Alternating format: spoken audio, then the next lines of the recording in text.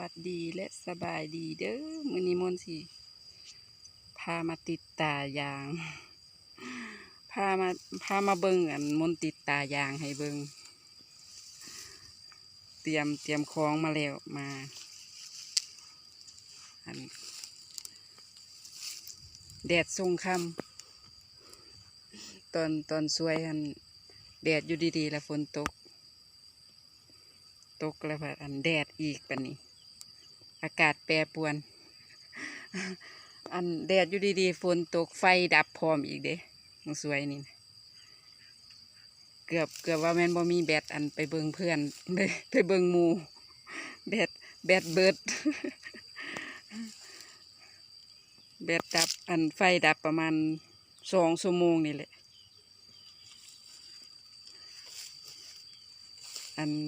มีแดดห่มต้นยางอยู่ทางเทิงไปชมกันเลยเนาะชมกันเลยว่ามนต์ติดตาแบบใดเนาะมื้อนี้มนต์ก็สิติดตายางให้เบิ่ง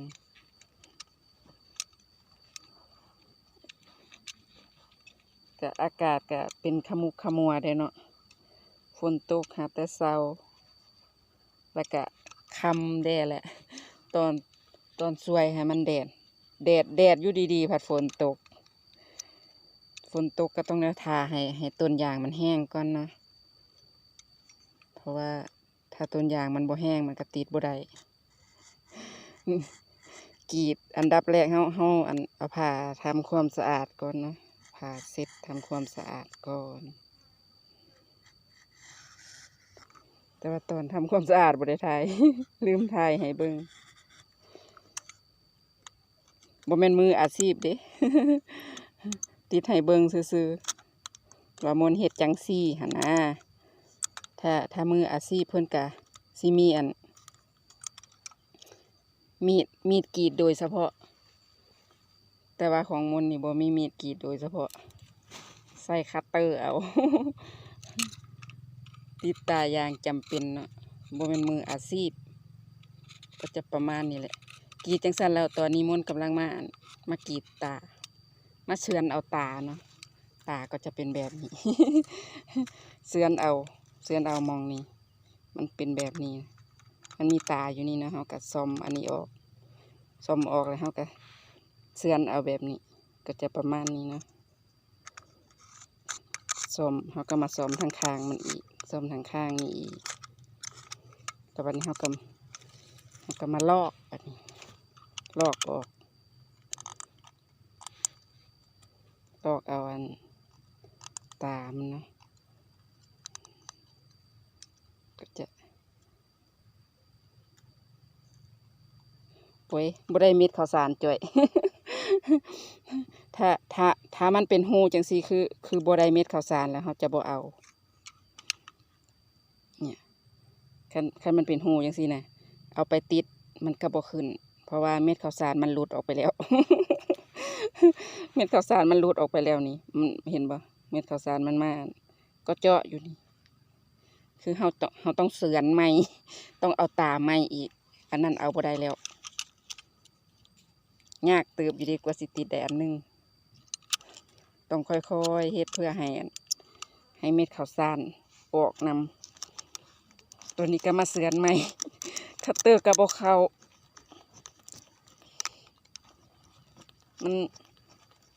มันแข็งกิ่งพันธุ์มันแข็งที่ได้บ่เนาะอันนี้นี่บ่ลอกให้เห็นเด้อลอกอยู่พี่ เพราะว่ามันต้องได้ละเอียดลอกให้ค่อยๆมันจังค่อยได้เม็ดข้าวสาร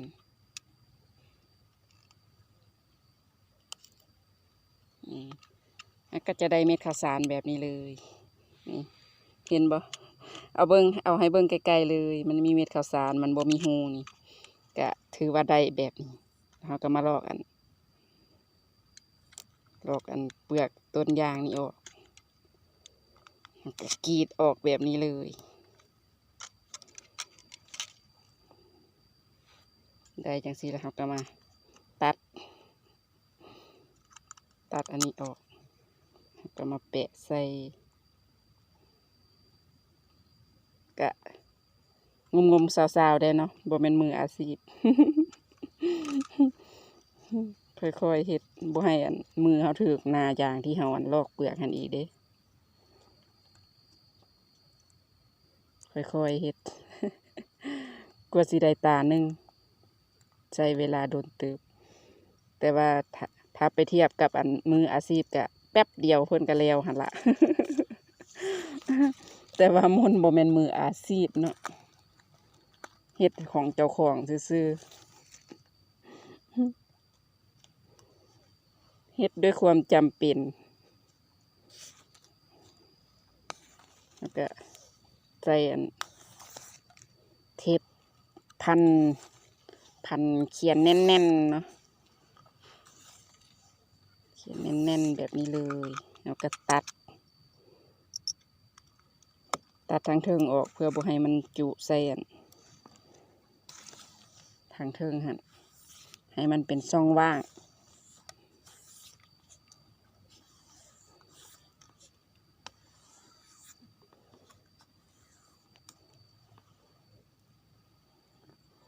สุดแล้วก็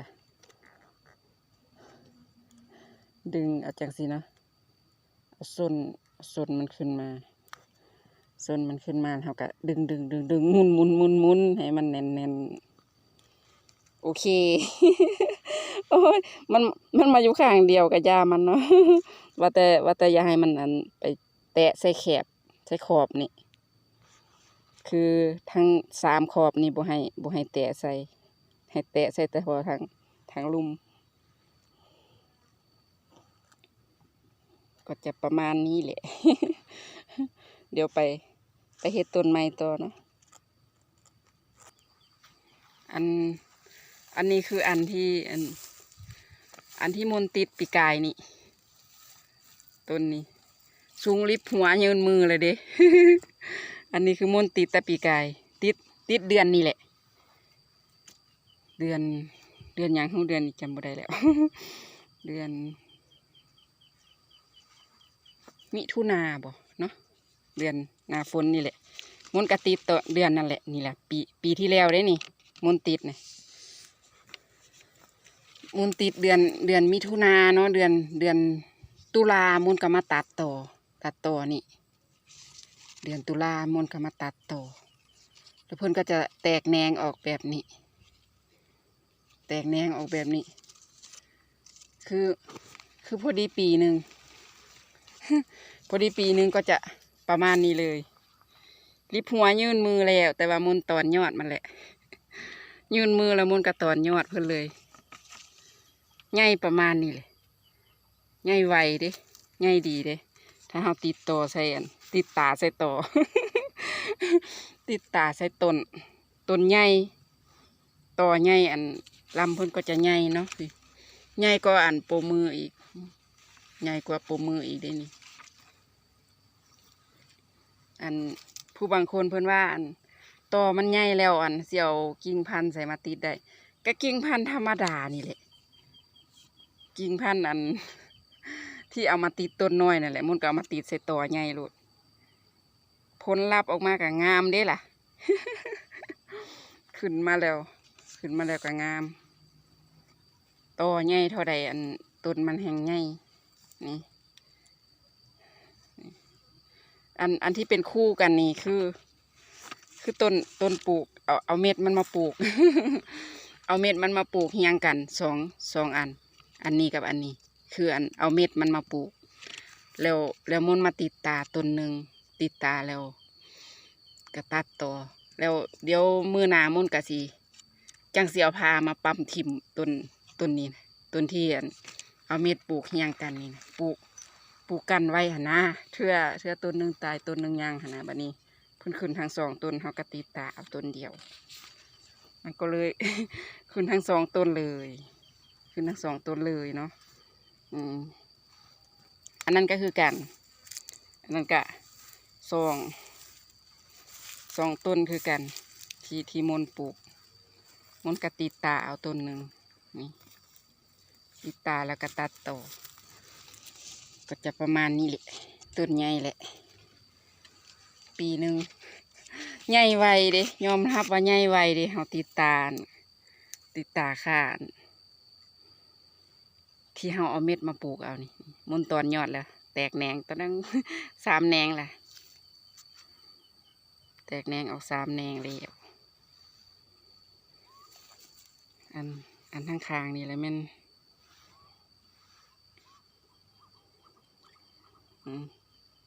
อันกระปลูก2 ต้นเฮียงกันคือกันแต่แม่นต้นเดียวได้ต้นเดียวนี่ก็จะงามแบบนี้เลยมันกับตอนยอดแล้วบ่อยากให้มันสูงเนาะเพิ่นว่าตอน3 เมตรโอ้ยมัน2 เมตรกับตอนโลด เพราะว่าลมมันแห้งอยู่ทางพีเดียวลมมามันที่หักมันก็เลยบ่อยากให้มันหักอันทางเทิงนั่นคือว่าปลูกได้ประมาณ4-5 ปีแล้วเนาะใกล้จะเป็นกีดแล้วอันทางเทิงค่ะไงแล้วได้หน้า10แล้วอันทางเทิงค่ะ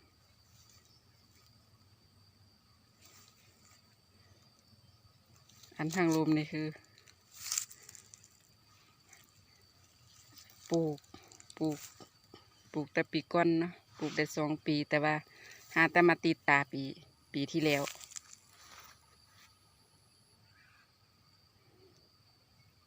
คือ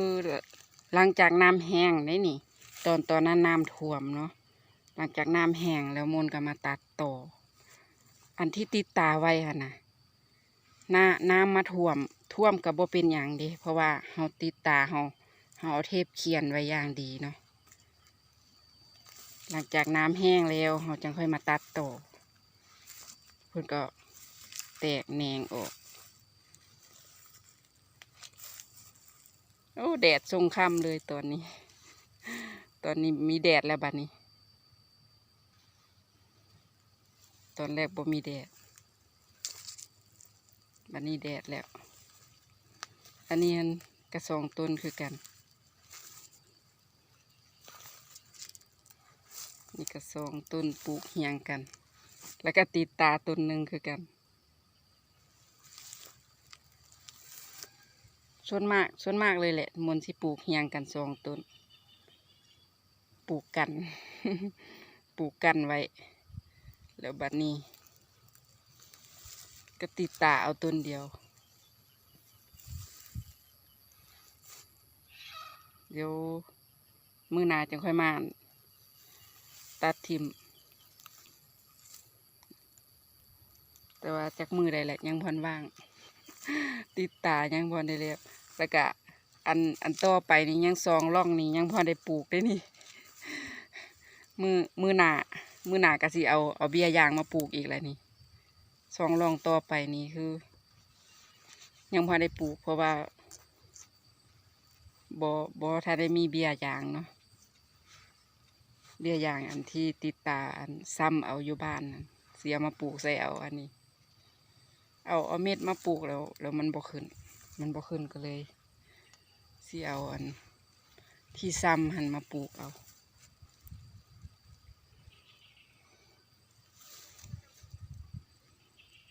ลมพัดเย็นดี แดดทรงค่ำอันนี้ต้นยางนาบ้านมนว่าเอิ้นว่าต้นยางใหญ่ปกติแต่ก่อนน่ะเฮ็ดละโงกออกเด้อยู่ใต้ห่มต้นยางต้นนี้แต่เดี๋ยวนี้มันเป็นอย่างมันคือบ่ออกเนาะ แต่ก่อนออกเด้บ่ฮู้ว่าตอนนี้เสือเฮ็ดละโงกหายไปใส่เนาะมันจังค่อยบ่ออกเฮ็ดก็เลยบ่ได้กินอันนี้มันน้ำคลองที่มนยกล่องเอารถไมคโครมายกล่องเห็นเงาเจ้าของบ่ เห็นเงาสวยยันเงาบ่วันนี้ หญ้าก็เขียวอยู่หาก็มาตัดเด้แต่ว่าเขียวไว้หญ้าก็ได้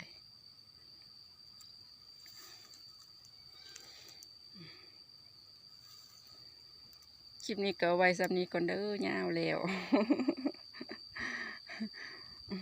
มาติดตายางให้เบิ่งแล้วก็พามาชมว่าผลที่ได้รับมันก็ออกมาได้ประทับใจ ที่ตีตาน่ะผลออกมามันจะเป็นแบบนี้ คือให้เบิ่งผลออกมาเลยว่า มันเป็นแบบนี้อีหลีนะต้นใหญ่ต้นงามเขาตีตาใส่อันต่อที่เขาเอาเม็ดมาปลูกนี่นะก็เลยอยากให้เห็น อยากให้เห็นผลลัพธ์พร้อมค่ะนะว่ามันได้ผลดีอีหลีขอบคุณเด้อขอบคุณที่เข้ามาให้กำลังใจ คลิปนี้ก็เอาไว้ซ้ำนี้ก่อนขอบคุณทุกกำลังใจขอบคุณทุกเลิฟทุกไลค์ขอบคุณผู้ใหญ่ใจดีขอบคุณทุกการสนับสนุนที่เข้ามาสนับสนุนมนขอให้ทุกคนสุขภาพร่างกายแข็งแรงเฮงๆปังๆเด้ออยู่ดีมีสุขทุกคนเด้อที่เข้ามาชมคลิปมนให้จนจบขอบคุณหลายๆนี่เอาไว้ซ้ำนี้ก่อนคลิปหนาพอกันไหมพอไปกะลินพันกันแล้วบ๊ายบาย